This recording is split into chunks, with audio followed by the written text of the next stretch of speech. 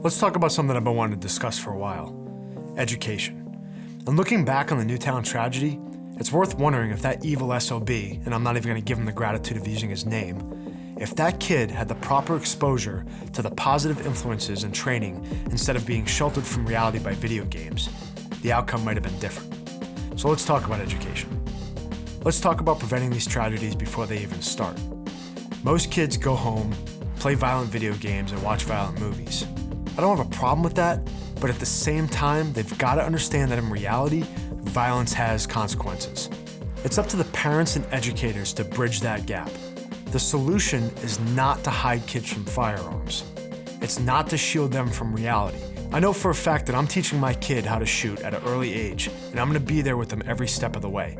He's gonna learn the basics of firearm safety and that they're just tools. You've gotta treat them with care and you have to treat them with respect. But they're tools for the good. That's what we've gotta teach the younger generations. Because if we can do that, we will win.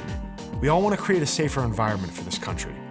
We're not gonna achieve that in the long term by taking rights away from people. And we're not gonna win with ignorance. There's a reason that we teach sex ed in this country.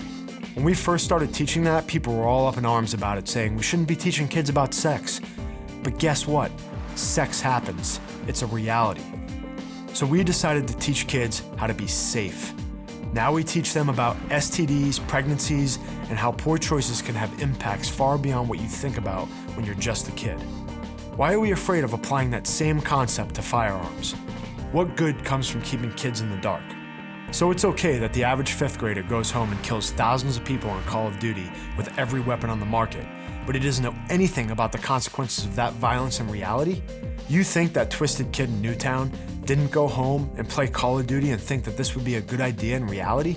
If it's okay to talk to kids about sex, drugs, and alcohol in school, why the hell aren't we talking to them about firearms? It's because we want an easy answer.